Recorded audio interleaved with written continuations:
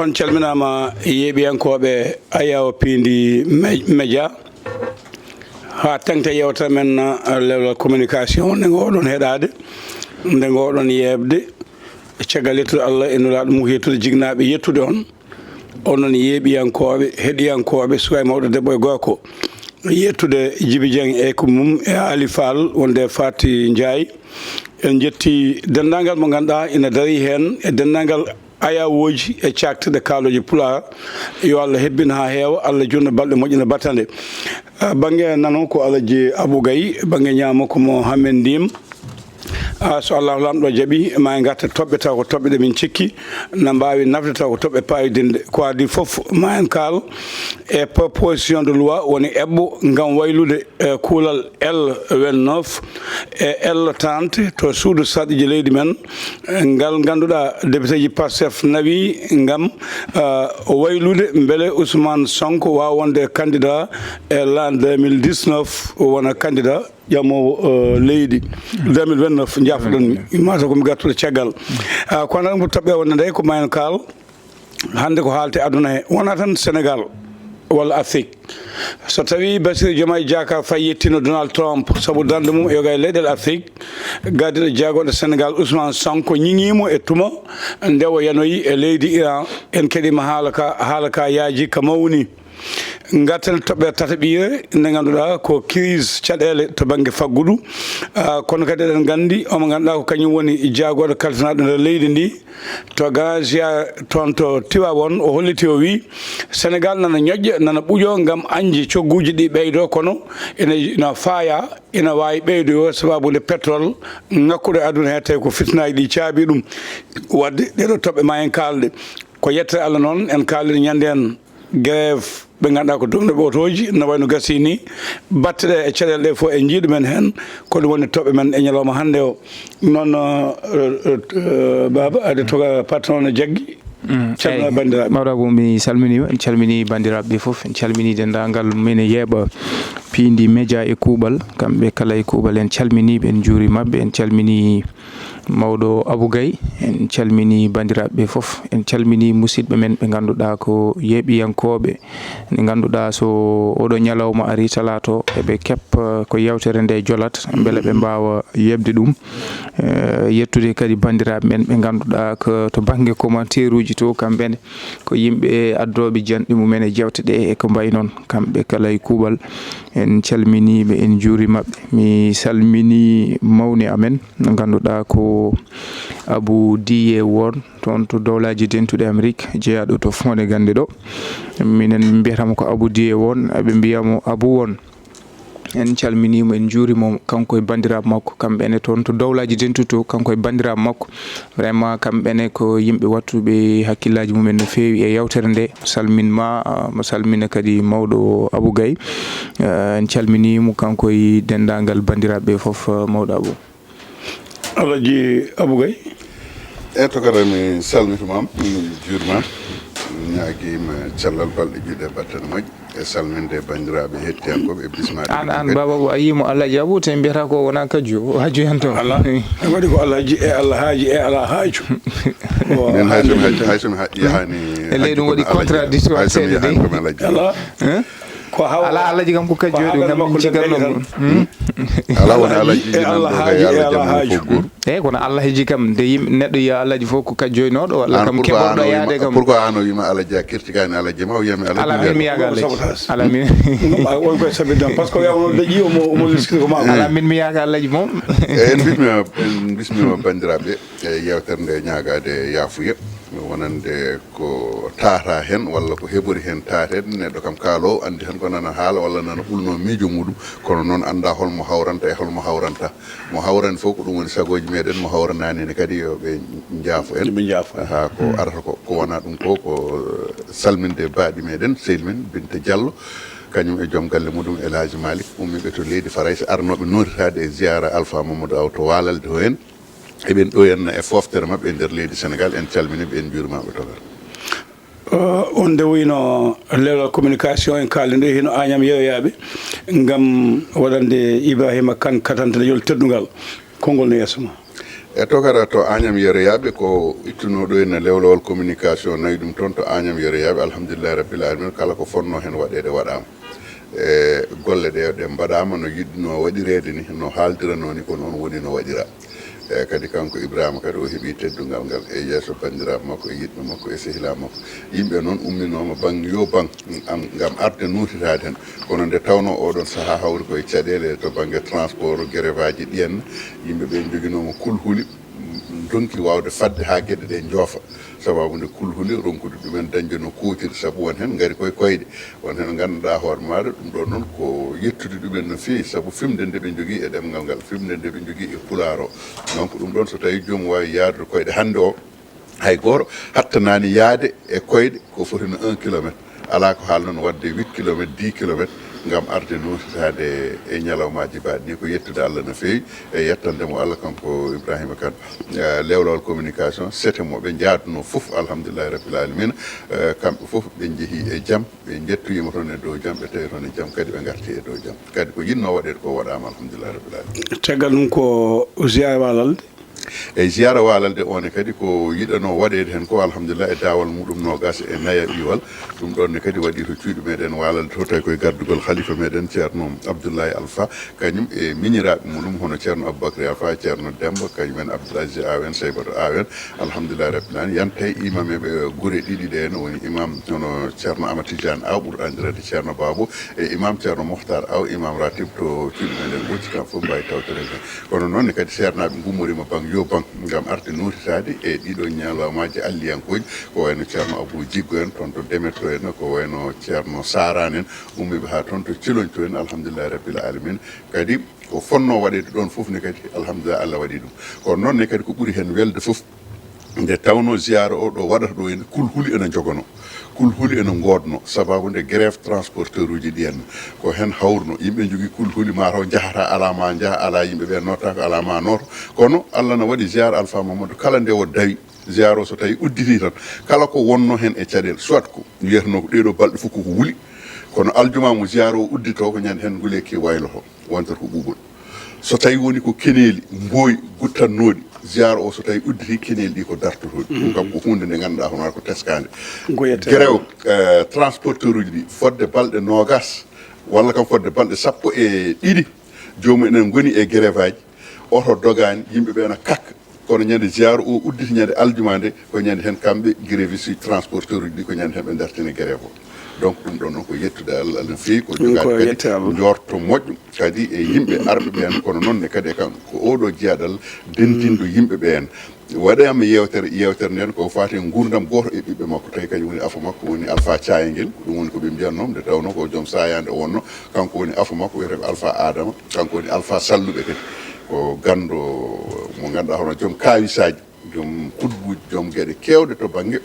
e diine l'islam ko kañum yewtano tawi no waɗanno yewtere nde ko musidɗo Hammi Amadou Ly dendagal bandiraɓe arnoɓe hen kala e kuuɓal ɓesgu walalde rewo e worgo woni wocci e walalde kañumen foof enen ndendi ruttudeɓe teddugal e ruttudeɓe duuɓuji kamɓe arnoɓe hen ɓe foof e yettude noon hono président comité de pilotage woni gardiɗo jama o woni Diop Mbare Abdoulaye kañum e secrétaire général o woni Diop Abdoulaye Hamidine e yantude wondiɓe mabɓe ko wayno Amadou Sare kañum woni trésorier général o henna jiida e bandiraɓe umminoɓe banggue bang section ngaji ɗi pop gummima partout gari nototade e oɗo ñalawma e nder hen ni ɗo gonɗen ɗon musidɗo men sehil men guiƴi meɗen comme Adama Diawdia nan ɗo henna e nder leydi Sénégal garɗo e jillu muɗum gummoride toon to leydi Mauritanie arde kañum ne wadde ɗo foftere muɗum eɗen bismo ɗum e leydi ndihen togata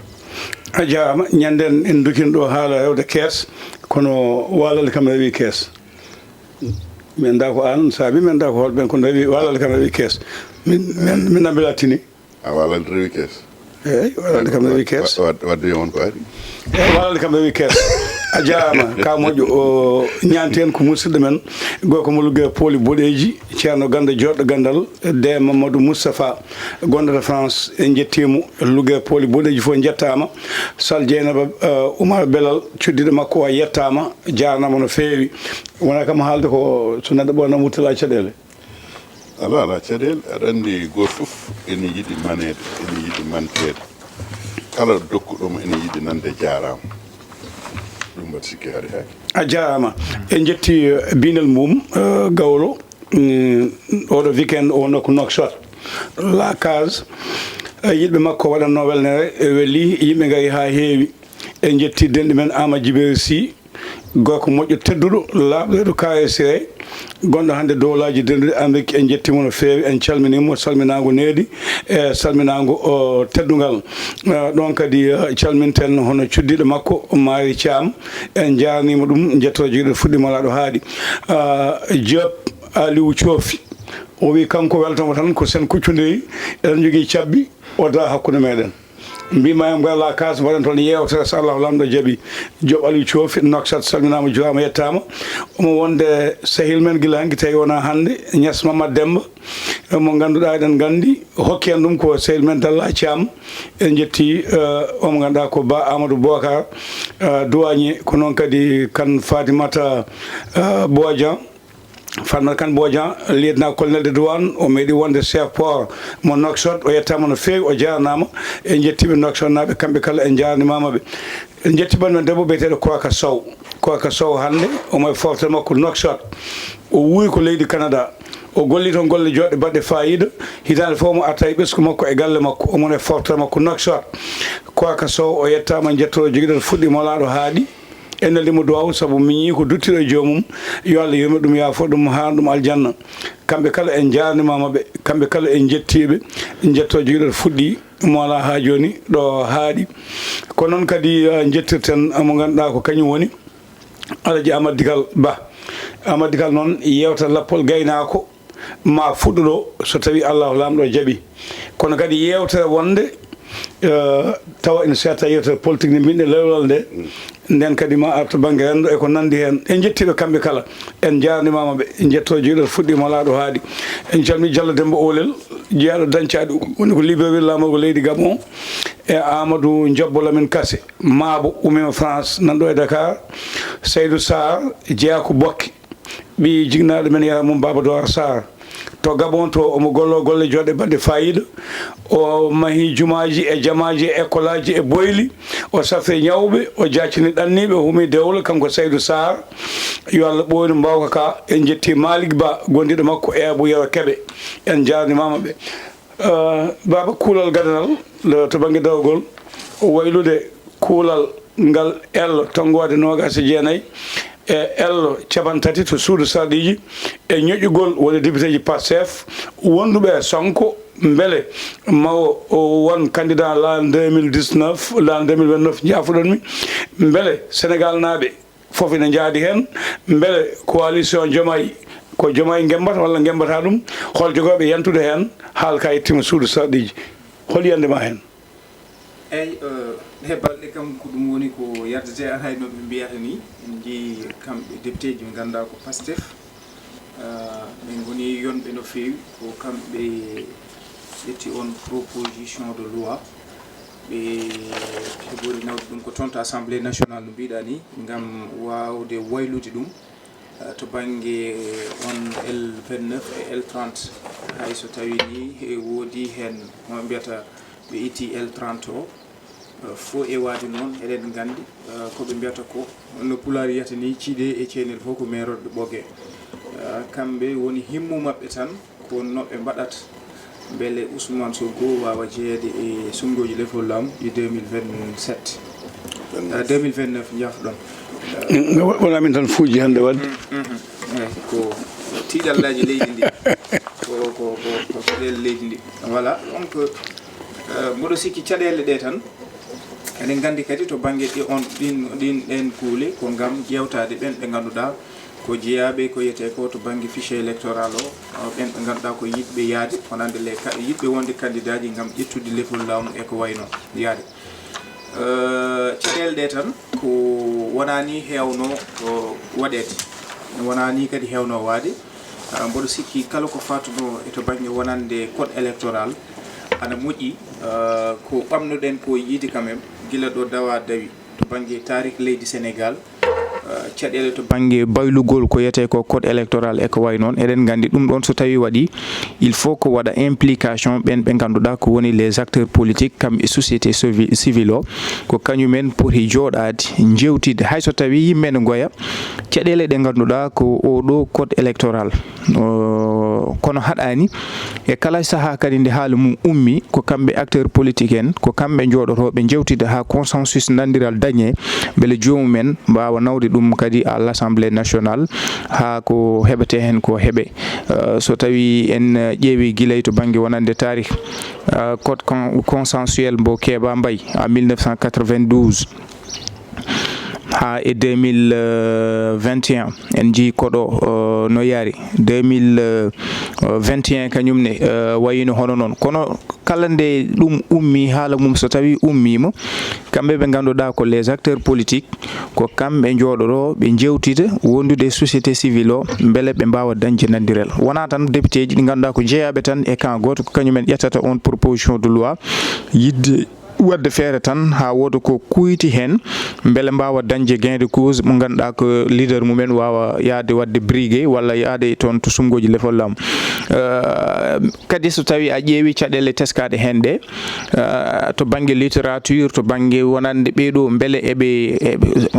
so tawi code aɗa windi ɗum ne moƴƴi daña des experts ɓe ganduɗa ko anduɓe to banggue droit anduɓe gueɗe ɗe no jarata anduɓe course uji ɗi anduɓe alinéaji ɗi anduɓe dendagal ko ganduɗa ɗum ɗo aɗa andi so tawi a nawi ɗum à l'Assemblée nationale so tawi yeehi votama Paris so yeehi conseil constitutionnel wattaki rejeté mais malheureusement en jii guila e joni ndeke waɗi probléme sibo hanki en jii ɓen ɓe ganduɗa ko kañumen ɓe ganduɗa ko acteur politique hayni ɓe ganduɗa ko daraniɓe kala ko fatno e no code électoral puɗɗima wadde hen bindande wawde hartadeɓe walla ni yiide hen caɗele ɗe ganduɗa ko nani e on proposition de loi wadde ya probléme min cikkumi ɓe poti ko joɗade ɓe nodda ɓen ɓe ganduɗa ko kañumen goni les acteurs politiques kamɓe e société civile o nden no waɗatno waɓe no Moundiaye Cissé en e woɗɓe beele ɓe jooɗo kamɓe acteurs politique en ɓe mbawa haaldude beele ɓe jewtida on saaha noon so tawi proposition de loi o waɗi ƴeewe so tawi ene wawi sinede kono fo e wa noon kam ɗo min kam mboɗo jogui yakar hay so tawi ɓe jeehi ko gonga eɓe jogui majorité no mbiyatani ko majorité écrasante e ko way noon so tawi koɗo yeehi toon to Assemblée nationale o waɗama vote définitive yeehi to président de la république o yawtinama beele waɗe promulgué président de la république ene wawi dañde ene jogui hattan no balɗe jeetati beele wawa ƴewde waɗa balɗe jeetati ha sappo beele waɗa ɗum promulgué kono foof noon alay saago kadi ƴeewen beele e jaaɓa sifa ɗum kono contexte gonaɗo hannde kamɓe nawɓe ɗum à l'Assemblée nationale hakkude mabɓe hanki kamɓe jaaduno hanki e o mo ganduɗa ko président de la république Bassirou Diomaye yimɓe ne gandi hande contentieux gonɗo hakkude makko e Ousmane Sonko ha yimɓe ne mbiya ko cohabitation woni hakkude makko e o mo ganduɗa ko premier ministre Ousmane Sonko ko yimɓe mum ƴetti loi o nawi ɗum à l'Assemblée nationale beele o waɗe vote définitive o yaaha toon to président de la république so président ƴeewi tawi oɗo loi won ɓile woni nder beele kañum ne jeeyaka e ɓen ɓe ganduɗa janggo e jaam ko kañumen goni e waɗede schéma ji kañumen goni e asanede e gasɗe e ko way noon kanko président so tawi o ƴeewi o andi o tawi won ɓile goni hen kanko e hoore makko omo jogui hattan no mbiɗa ni so tawi o ari ha ɗo makko waɗi vote définitive ari ha toon to assemblée ari ha to makko haade makko wadde promulgué loi kadi no hokkimo o ƴetta proposition de loi o nawta ɗum à l'Assemblée nationale ko yiyete ko ɓe mbaɗa relecture ɓe ƴewto ɗum on saaha so tawi ɗum waɗi eɗen gandi kadi ɗum ko doole nde ganduɗa omo jogui on pouvoir to banggue lo article 71 72 ha 13 ene waɗi ɗum encadré omo wawi ruttinde ɗum à l'Assemblée nationale te nden waɗat ko ɓe mbiyata ko date d'expiration nan ɗon mboɗo sikki wadde ɗum ɗo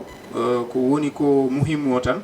ko alay saago ɓe jooɗo ɓe jewtide kamɓe acteur politique en foof ɓe mbawa yewtidde so tawi nandiral waɗi kamɓe e société civile o no société civile wano hanki kamɓe kala beele ɓe mbawa vraiment dañde ko yete ko consensus so ɗum waɗi noon wawa yawtude à l'Assemblée nationale. non jarama wonko kalɗa no fuɗɗi famnade toka a fini mi ɗanaki haɓɓullode ma daña yiɗi bindiɗo moƴƴi ɗanaki kono min mbaɗa jogui namdal taw namdal ngal fayi koye moɗon mais oɗon keddi ha joni e Ousmane Sonko ko député walla wona député min meeɗa serde ɗum mais oɗon keddi ha joni Ousmane Sonko a famide mais oɗon keddi ha joni e nder kuuɗe leydi Sénégal neɗɗo ene wawi wonde député taw wonani e liste électoral mais oɗon keddi hen walla on keddaki beele kuulal ngal ɗo ko ala e listi walla ko lawol mo ala e liste wawa wonde député ɗon min jabulammo hen wonata ko no yini ha ganden ko conseil constitutionnel haali hen ha ganden beele Ousmane Sonko ne jogui casier judiciaire baɗɗo vierge walla ala ɗum enen en wona arani taw e wona compétence men taw andude ɗum ndim non aɗa andi ko waɗi non heɗan eɗen gandi e ka namdiɗo accu min jawma mawɗo non mi sohlani taare yillo ala wona taare yillo ka namdiɗo min goni koye jabade a wawa yiide namdade min kadi yomin jaaba ko jiɗɗa ko fattan mbiɗa wonde ko kanko on mbawata o haalde wona d'après les faits ko min jii ko joni tant que conseil constitutionnel yettaki to muɗum a faami de holɓe jiiɗa ɗo ɓe yettaki taw conseil constitutionnel ɗiɗo guiri garaji gona e dow muɗum taw yettaki conseil constitutionnel taw wona e makko kanko Ousmane Sonko Karim Wade le cas de Karim Wade Karim Wade eyyi non en 2019 eyyi holno wano Karim Wade wayani ni no wano ala no wano Karim Wade kay ko muɗum ko ena anda ko laaɓi toy no way so tawi a wi aɗa wadda ɗum e ko Karim Wade ko firti koko makko ko Karim- koɓe teronto ko sellani e ko wawi hen wonde foof ko wawi hen wonde foof ana namdima min ko wawi hen wonde minen jawuma kadi haalka ko ni wayi haalka ko ni wayi an namdinoma waɗi komin namdima min mbimi ko beele neɗɗo wawi wonde tête de liste député ji ha daña majorité taw wotani te en ji naati En bureau wawi de wonde- vote Casamance en ji naati bureau de vote à En wawi Casamance wonde- ya voti ay wonde Mo tête de wona liste député, non député. fatan Ala bimi. non fatan Mo haala wona ma député, arɗo député. fatan haala ma No wawi wonde. ya ha naata bureau de vote Casamance yiya woti yalta O- waɗa oɗo. point de presse fon faye galle mum oɗo aɗa andi ɗum ɗo so wadde tawi ene wodno foɗɗani no wadde fatan haala ma Sénégal fof ɗani non ay onon eɗen gandi a faami de guiri garaji ɗi Ousmane Sonko waɗata eɗen gandi mukumaji ɗi o waɗata eɗen gandi mukoñaji ɗi o waɗata to banggue code électoral to banggue justice to banggue finance to banggue e ɗum waɗi noon mbiɗen wadde ɗum laaɓata ko enen mawɗabo emi ara jimmiide mi jabarono ɓenna mi jabarono ɓenna ala ala rokkam tande bisimilla mi haala so tawi a jokka a faami de eɗen gandi gum gamalde nde fof ko kanko tan waɗata ɗum ala fof ɗo yiya e aduna o ha fi feggere ala fof ɗo meeɗa nande a faami de neɗɗo wiya wonde woni député tawi wonani électeur a meeɗa ɗum nande wadde waɗi Sénégal so wona e Ousmane Sonko Sénégal fof Ousmane jaɓi ɗum. Sonko non fatan Ousmane Sonko ni wona ene woni député wonde ɗum député ala wona ɗum ko Ousmane Sonko woni député e ɗemgal Ousmane woni député e ɗemgal kono Ousmane wonani député to banggue électorat e ko heddi kone wiide wonde neɗɗo meten wawi wonde tête de liste so tawi kay ko influence jiilotoɗen joom ko ɗum woni ko yiilete e muɗum omo wawi waɗde tête de liste Sénégal fof jaɓa no mo ala omo wawi waɗede tête de liste e inde omo wawi waɗede tête de liste e inde mais saria en haaɗi ɗum saria haɗani mo wonde tête de liste e inde e joni a faami de namdal kono saria en haaɗi mo wonde tête de liste taw inde makko ala électoral joni ko namdal eyyi mo ala e liste électoral arɗo député ji ɗe yani waɗe meeting ngaji nawi ko candidat yo wotane ɗum kam kadi ko yeeɓoɓe jaboto ɗum d'accord moƴƴi woni kay joni min wona meta ene wona ko woni heddi wadde o dañi ko hay goto meeɗa dañde guila lamin gueyi fayi ñalagal hannde o dañi ko hay goto meeɗa dañde gila aduna o diida Sénégal fof eɗo hami haala seeɗa o dañi ko meeɗa ka dañede gila aduna o diida ha yettiɗo hen neɗɗo goto darade e nder 17 million bani adama kala ko haali en anda ko haali hande ko wona ɗum woni ko haaltata janggo kala ko haali hande so fini janggo ma o yeddu ɗum koye makko tan daña kala nde o dari o yettuma so fini janggo ma o aybina kanko tan daña kala nde o dari o mantuma so tawi o fini janggo ma o junniti ko kanko tan daña wonde président de la république jooɗoɗa a famide mbiya wonde président de la république haydara wonani rutto wonde jam ɗum ko kanko tan yiya e aduna o kala bannoɗo ɗum ɓogin dogui e daari mum donc togaro kanko ko dañi ko hay goto dañani ɗum ala luural wonde député ko dañi ko hay goto dañani ɗum min de ha e ñallugue hande gue ha janggo ha ɓaawo janggo ɗon ɗo ɓe gartiri ɗum ɗo wiide wonde eɓe ƴeewa waylude article L29 et L30 mais mawo jeeye e élection ngaji présidentielle 2029 wona candidat no fatta eyyi woni jeeye firti ko min kam ko kalnomi wonde o wonani électeur ko o wootani présidentielle o wootani législative uji ha e ñallugue hande gue min kadi o wona député min ha e ñallugue hande gue mo wotan kay wawa wonde député min ha e ñallugue hande gue ko ɗum woni ko gonɗi ko heddi ko heddi ko ɓuuɓe gandal mi haalima o kam seeɗa min mbimi ko kanko o nawi rabadari resetama o yeehi conseil constitutionnel resetama o yeehi cour suprême resetama hande o ko député ji mabɓe député ji ɗi ko holɗum wona eɓe gandi toɓe nawi to foof ɓe dañani gonga foof koye fenade ɓe keedi hande noon holko ɓe mbaɗata ko hutorade doole mabɓe ko forcing woni koɓe gone wadde forcing moɓe mbaɗata ko kamɓe jogui 130 député ɗi 130 député ɗi ɓe jogui ɗi 130 député ɗi yoɓe vote loi o kanko Ousmane Sonko ko yo jeeye e élection ngaji présidentielle 2029 alay sago hay goto ala ko wawi hay Sénégal naji goto wawa haddemo ɗon ɗo député ɗi ndendi gooti loi o ɗo ɓenni heddi noon ko gueɗel eno woni e nder hen kamɓe ɓeɗo ɓe kaali ɗum kanko Ayib Daffé e député ji nayyi ɗi o wondi ɗi en a famide kamɓe porti oɗo ɗum heddi ko Bassirou Diomaye Faye kanko El Malick Ndiaye o jaaɓi ɗum o jaaɓi lettre mabɓe demande mabɓe o jaaɓi ɗum o wi wonde ko ene wawi wonde joni noon heddi ko Bassirou Diomaye Faye président de la république ƴeewa kanko Ousmane Sonko ƴeewa député ji ɗi ƴeewa 17 million Sénégal naɓe jooɗiɓe ɗo ene ɓe mete ko wadde oɗo ko weeli ɗum ko tan woni kanko o jaɓa ɗum walla ko ƴeewde ɓesgu Sénégal naɓe ko nafata ɗumen ko o heddo e ko loi o ko wimo ko ɓe mbi ko balɗe sappo o jogui e nder ɗeɗo balɗe sappo ɗe o jogui ɗen gam wiide wonde o jaaɓi koɓe gaddi ko yoɓe jaa assemblée walla o jaɓani koɓe gaddi ko yoɓe jaa assemblée ko ɗo noon ande he gatsa gonɗo hakkude Ousmane Sonko e Bassirou Diomaye Faye o mere koko tabiti walla tabitani e ɗum ko hen gueɗal keddingal ngal en jii Abdoulaye Ndiaga Sylla ko expert to banggue électoral wi wonde ko kanko Ayib Daffé ko addi ɗo henna ko musiba woni mo addi e leydi ndi ko yo wat retiré lettre makko par ce que ɗum ɗo so tawi ɓenni ko musiba wonata e leydi ndi en donc ɗum ɗon noon musiba gonowo e leydi ndi kamɓe ɓeɗo so tawi koɓe député ji du peuple ɓe mbi koɓe député ji Sénégal naɓe ɓe ƴeewata koko nafata ɓesgu Sénégal naɓe ɓe potani addude loi ji ɗi gandanɗa hoorema ko nafoore mabɓe tan mere wonata e nder hen tawa ɓesgu Sénégal naɓe ene gakka ene goni e musibaji muɗumen a jarama bawo min jimmi artu tan koye mboɗo sikki enen joguiɗen ko état état men eɗen jogui conseil constitutionnel ko kañum woni koɓe mbiyata ko notre dernier rempart so yiyama Ousmane Sonko naati e bureau de vote waɗi voté élection présidentielle waɗi voté élection législative woni tête de liste ha yeehi à l'Assemblée nationale ha ƴetti poste mum député totti ɗum Ismaïla Abdoul won yiyama wona électeur mo ganduɗa que min ɗum ɗon min kam donc mbiya wadde enen en gonani état gonnen ko état baɗɗo faible soit que mboɗo mi ara holko addi rabadari holko addi conseil constitutionnel wadde ɗum rejeté holko addi cour suprême wadde ɗum rejeté holko addi kamɓe hande ɓe mbi wonde ko kutoro mboɗo mi ara hokkam mi haala ala mboɗo mi ara yo hokkam tan mi para mi ɗumɗani hen ko kalten ɗo ko foof el rabadare e ko way noon ko ɗum addi oɗo modification moɓe jiiɗi wadde beele kanko Ousmane Sonko o yaha o jeeye e ɓen ɓe ganduɗa ko jeeteɓe sumgoji non mboɗo mi ara jimmide ko so tawi a yiide wonande ɗum ɗo foof ala hen enen mbimi beele wadde enen holko conseil constitutionnel waɗata en servir parce que enen hande conseil constitutionnel dendagal kuule men e ko way non ko ɓen goni notre dernier rempart so tawi Ousmane Sonko ɗum ɗo fof o ari ɗon o ɓenni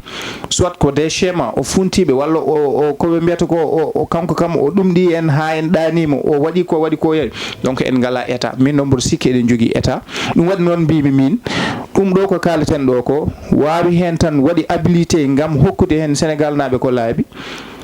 ko kamɓe ko conseil constitutionnel eɗen jaaha eɗen ƴeewa presque il faut pamen aussi il faut pamen ɗo ko fof ko yetti hen conseil constitutionnel yufri kala ko yettaki conseil constitutionnel haalata hen tant que yettaki non tant que yettaki ɗum conseil constitutionnel ala ko wawi hen jafata non ɗum mboɗa andi ɗum ɗon oɗo non jimmi yidemo mais élection ji so waɗi hol waɗoɓe valider les élections conseil constitutionnel maytoy toon toga joni a jaama ko kaala ko nanama ko ñima haali ko nanama ko kaali ko nanama cabɓoɗen L29 e weltante o beele arti komo meeɗano woodde ina woota walla ko gonnoɗo wonko e waɗa tan kuula e dar tan toga waaw e wadde ka joni a waɗata non ɓuuɓe gandal ma e garti hen par ce que Ismaïl Madior Fall e oɗo Aliou Raw min neldiɓe message hayso koye ɗemgal mabɓe kaali ɓe pittanen ko watte waɗen jogui haala pula ma kalana ɗum on jaa ma e garte ɗum ko wona ɗum ko hakkude musidɗo goto haali ñanden wi musiba jogoɗo wadde hakkude Amérique e Sénégal o ko fodde temedde Sénégal naɓe wonnoɓe toon fawade ko premier ministre haali ko ina jogori addande ɓe caɗele ɗum ko ɗanniyankoɓe ni wonɓe toon eɓe kulli kono kaltan ko hakkude leydi e leydi ko premier ministre haali ko fay joni caɗele guwaɗe e godaɗe nder hen e holko Sénégal yakorani ɗum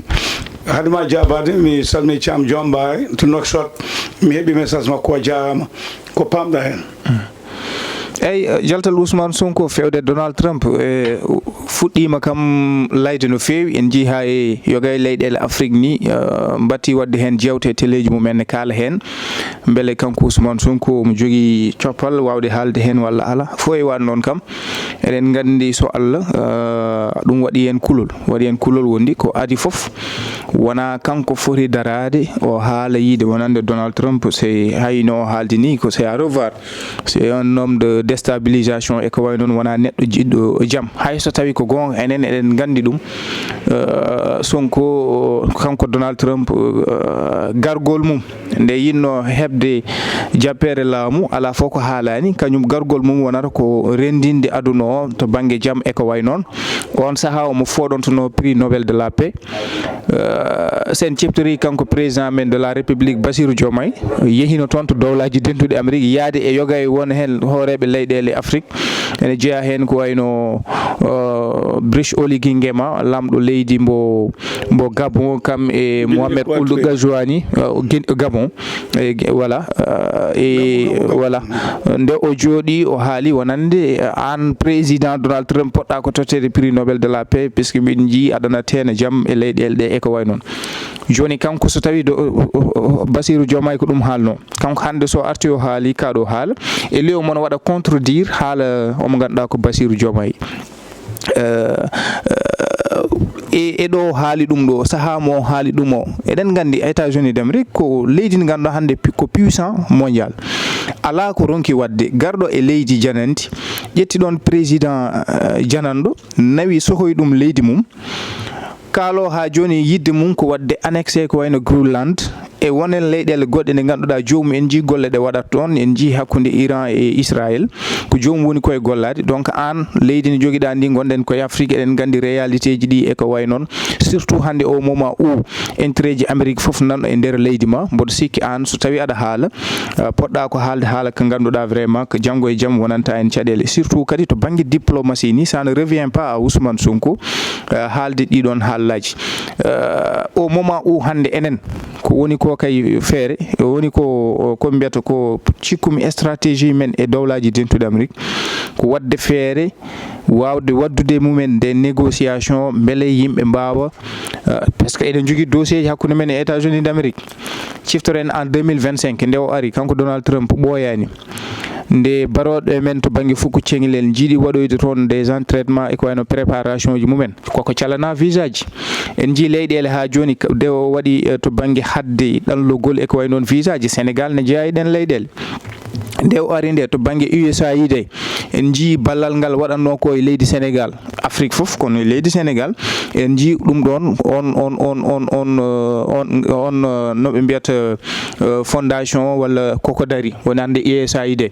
mais to banggue wonande Millennium Challenge Corporation no toon banggue ko secteur kala ko fatuno énergie e ko way noon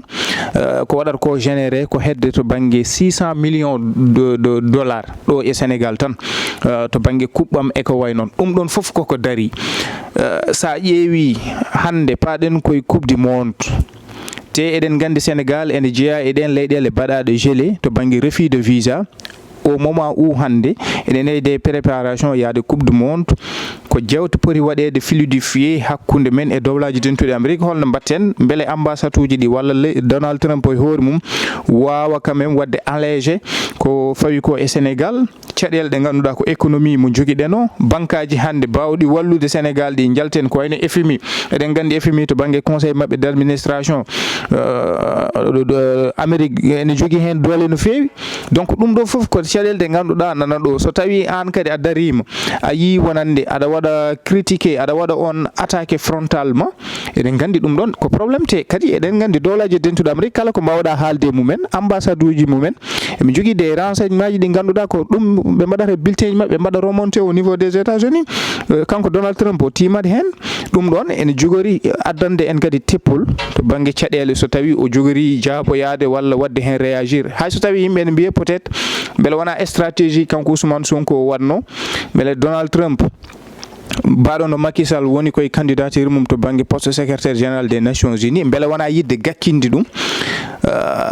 ala beele kadi wonani ɗum ɗo so tawi waɗi kanko Donald Trump o andi ɓeɗo ɓe gona welduɓe e Macky Sall wawde nangorande ɗum ha o gemba ɗum ɗum ɗo foof nan hen kono fo e waat noon kam eɗen gandi so tawi réaction o waɗi jogori koye musde koye laamu mabɓe mawɗa Abou a jarama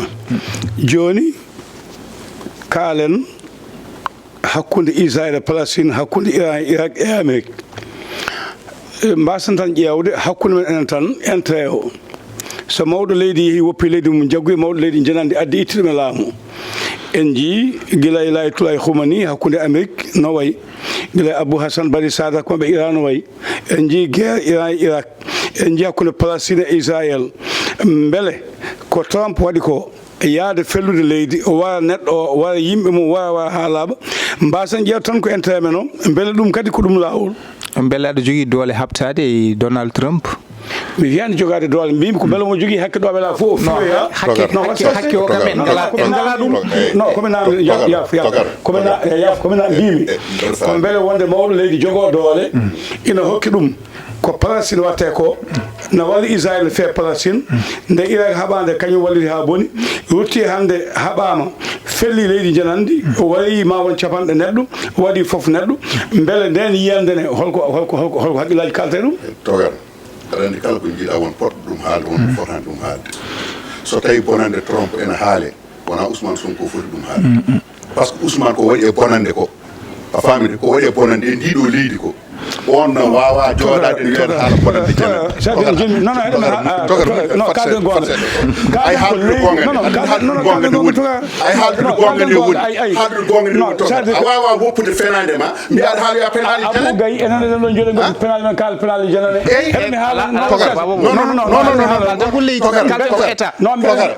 beele Amérique ne jogui droit mbimi leydi fotndiɗola wadde jaabu ngo pawaga accumin jaabuma e kono woni jaabu wala min mais aɗa wawi sala aɗa wawi tude jaabu wolam jaabuma ko wiide min komi namdiɗo ka namdiɗomi beele leydi e leydi jogade Amérique doole yaade felle ira wala neɗɗo duppa beele jogui hen droit tokara ka namdiɗo wona no foti magasin ngaji duppa ndiɗo leydi no foti pittaji keddi en ndiɗo leydi no foti oɗoji duppa no foti galleji duppa no foti yimɓe mbara mo jeeyi sababu muɗum toga agay timi saɓe ƴeew kalɗen ko Amérique ala an haal ɗum ɗo no waɗi waddani haal Amérique en toɓɓade ɗum ɗo kalɗen toɓe kalɗo toɓe tati kalɗen ko addi Amérique no wat sese toga wat sese tono fayi wat sese ko addi Amérique ko ɗum addi ɗum ɗo wat sese kalden ko L de 29 L 31 kaali kalden ko Ousmane Sonko haali ko faati e Donald Trump o haali wonde ko on frani wadde ɗum frani yelde wona ko ɗum wi heɗemi haalani to daccu hama ha jo min kono namnimi mbimi nde hay ko ɓooyde gila Abou Hassan bani sade amiñel fof ko hay gila e mo ganduɗa kañum laakila humani ha yetti ko hay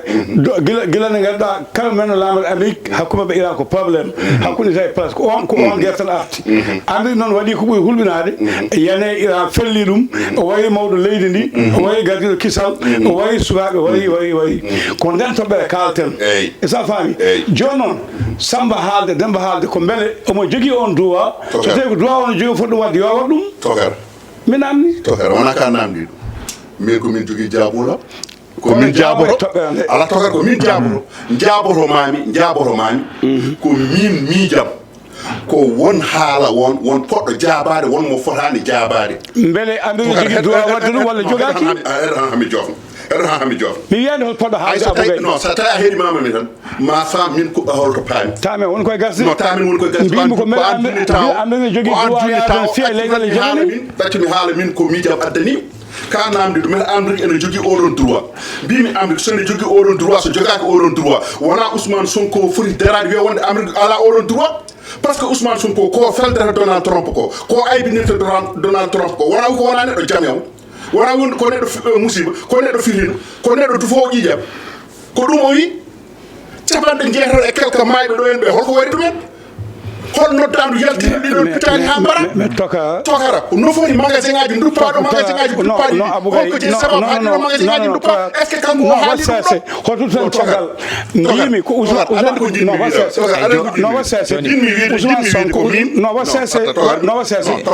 accani mi haala mi gayna somi haali sa yiɗino mi ñagomo saba e wasami haala kalten ko neɗɗo ummima e leydi jaggu e leydi janandi waɗi Amérique ne jogui doole aduna hen kalɗon ko Israël ko waɗata Palestine ko kalɗon ko Irak mbiɗen beele omo jogui on hattan omo jogui droit waɗde ɗum usade leydi namdomi ɗon minen Amérique ne jogui droit waɗde mbasa addende Ousmane Sonko ko wi ko an addi Ousmane Sonko tan bonna yewtate ko Amérique o mbimi ko an addi hen Ousmane non mbimi ko beele Amérique yaltin hen Ousmane sa yaltini hen Ousmane sa yaltinani mo kaymi natan hen anu sabi yaltinta mbimi ko beele Amérique ina jogui droit ko wallata Israël ina bonna Palestine ko yimɓe fof ne jeela ndeƴƴi beele ko lawol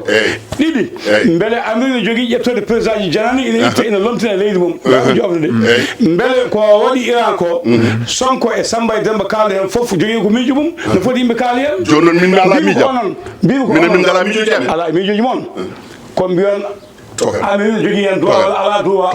jawten mais sa wawi Samba fellito Demba fellito wawa wonde tokara ƴewto titone ma nde holko mbiɗa ɗon mbiɗa ko Ousmane Sonko ko wi Donald Trump ko yimɓe ko ɗum woni haala ka no annanani haala ka ko Sonko wi Donald Trump Sonko wi Donald Trump ko neɗɗo firina Sonko wi ko Donald Trump ko neɗɗo musiba Sonko wi ko Donald Trump wona neɗɗo jam yamo ko ɗum woni ko Sonko wi joni noon an sa addano hen Sonko sa wino min tan mene ko Donald Trump waɗi to eno to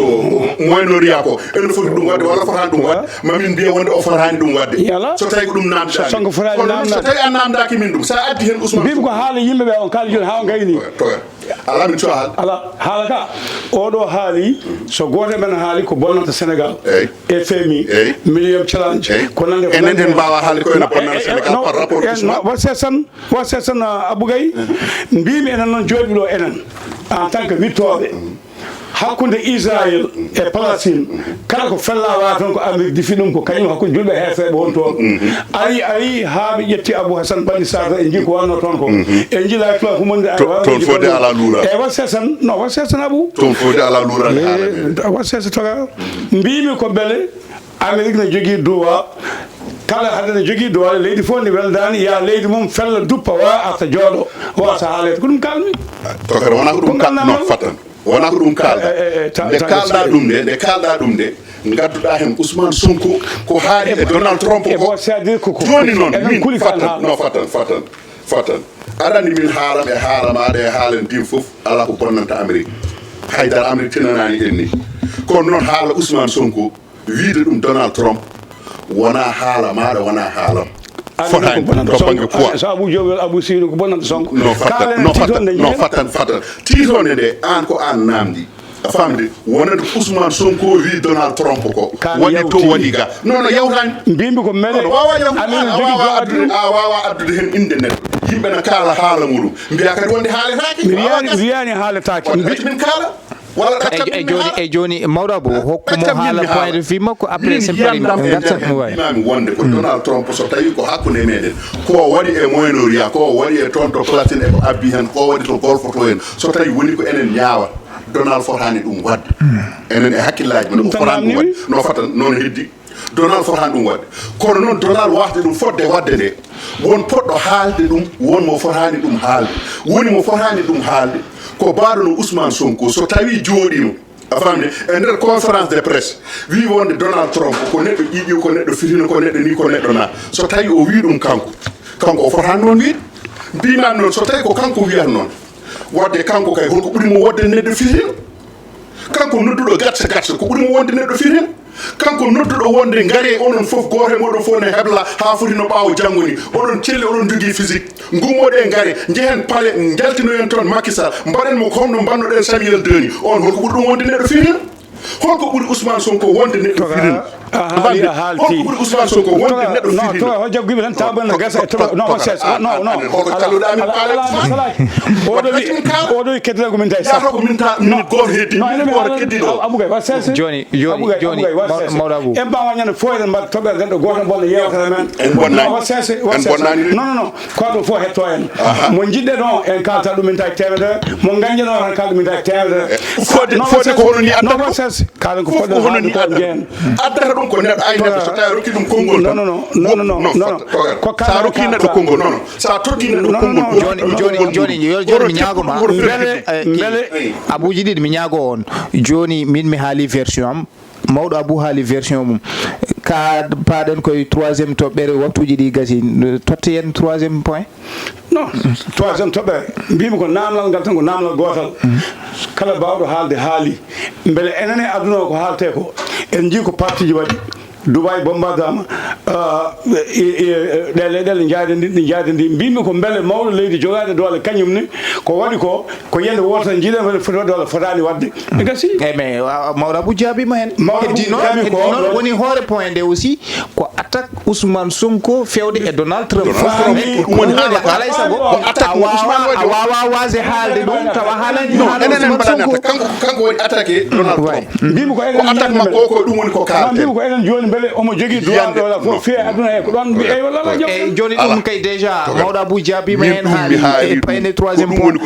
joni gaten troisiéme point fate troisiéme point to banggue économie fof ko caɗele he yalti ko dumbugol namdogol pétrole ngol udda laari pétrole mbawa yaade so pétrole dartima baygal ɓeydima dolluji kewɗi ministre de l' intérieur haali ñande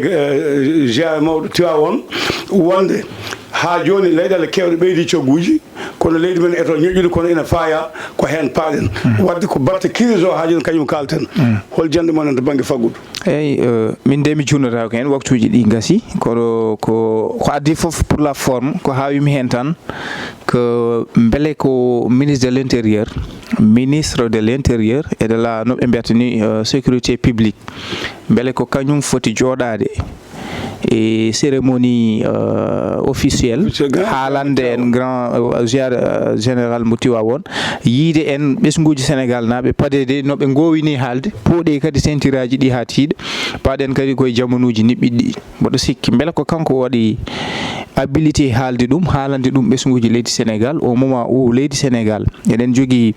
porte parole ɗi gouvernement ministére ene waɗi doté quand même des canaux de communication ɗi bawɗi yewtande ɓesguji ɗi no ɓe mbaɗat ni sen gaare des moments de crise ɓe ƴetta ministre uji ɗiɗi tati ɓe ganduɗa ko kañumen peut être ɗum ɗo ko kañumen toɗɗi mbaɗa conférence de presse gartan hen ɓesguji ɗi goto foof e wawa hebde information holto ministre des finances et du budget holto ministre kalfinaɗo ko fatuno e pétrole et énergie e ko way noon donc ɗum ɗo tan vraiment ko probléme beele ko oɗo fonno ɗum hen haalde ɗum ɗo ko caɗele kadi gueɗel nguel ko ɓuuri hen ko kadi wadde regrettable an leydi ndi ganduɗa aɗa jogui pétrole hande déjà ko ɓe mbiyata ko a fuɗɗima ƴettude pétrole ma aɗa yeeyoya so tawi enen hande leyɗele to banggue ɗe ganduɗa ko mbaɗi guerre to banggue détroit d'Ormuz uddama ha nana waɗa impacté yoga hen leyɗele min de cikkumi c'est vrai que en leydi aɗa jogui pétrole aɗa jogui ko wayno sar to banggue raffinerie nden bon Sénégal ene jiggorno ko wayno Lera ene jiggorno Boni Light to banggue raffinage e ko way noon eɗen jogui sar nanɗo aɗa jogui pétrole to banggue Sangomar e ko way noon so tawi an hoore ma hande mbiyeɗa ko ya gemba koy to banggue prix de pétrole o en jii ko wayno France déjà fuɗɗima ɓeydade fuɗɗima station ji kewɗi uddi ha yogay won leyɗele sa ƴeewi ko wayno RDC Congo hande a tawat jomumen ne mbaɗa ran balɗe ɗiɗi balɗe tati taw jomumen dañani essence walla gasoil Sénégal ni ganduɗa hande ko leydi ndi ganduɗa aɗa jogui pétrole ma aɗa yeeyoya sen mbiyama cabbe gonɗon koye caɗele ɗe ganduɗa janggo e jaam to banggue stockage ko waɗa ko stocké to banggue hydrocarbure o natti hewde min vraiment mboɗo ronki famde holko woni hen darde gouvernement par rapport e nguɗo ngaalu ngu joguiɗen ɗum ɗo kadi aussi ya probléme hollita tan koko mbiyaten ko volonté o e kadi vraiment wawde jogade ñeeñal wawde gollude ha ɓesguji ɗi mbasa yiide caɗele donc ɗum ala ɗo e leydi ndi a jarama hademarde toga fotani neɗɗo joguiɗo fotani jiggoyade sey ko gonga eɗen jogui pétrole nane leydi ndi ɗen caɗele potani yettade en taw ko heddi noon ko wonde beele ko ministre de l'intérieur foti haalde walla fotani haalde namdalam hen ko beele président de la république yeehi Tivaouane walla premier ministre yehino walla hol janoɗo so tawi ko kanko nelano to banggue protocole min mbiyatmi komo jogui droit sey kanko nelano walla beele kamɓe ɓe jeehino eyyi bon aɗen gandi kam cérémonie officiel baɗo foof ko ministre de l'intérieur ko kañum arata kañum organise ko gonga kono min ko gonga kono bon ne ɓuura artude ko fatuno e actualité kono min cikkumi oɗo actualité kay wona actualité tan ko garɗo en urgence tan alay saago joomum haala ɗum toon ko ɗum waɗi min nelal toon ngal eyyi so président yahani kala jaaɗo ko ɗo inde président ko inde président kala jaaɗo ko inde ɗo président yi kono eɗen gandi ministére de l'intérieur kañum ko kala ko fatuno e ndenka leydi organisation no yaari voilà ko toon ndimmi haalde ɗi fof heddi ko ɗo henno so tawi woni eɗen kaala ɗo en ne waɗi ministre de la femme de la famille de l'action sociale nanɗo de solidarité nan ɗon eɗen jogui ɗumaji goɗɗi nan ɗon ɗi ganduɗa hoore mata kañum en ponno communiqué hen ko adi ni kanko ko omo communiqué so tawi woni ko hono ɗano ko heddi kono so tawi o wi wonde yimɓeɓe yo mbaɗ faire kuño suuratul muñal eɗen gandi kam hono ɓeɗo ɓe ganduɗa hono ko conseil national de conseil national de la sécurité alimentaire a famde kañum kolliri hande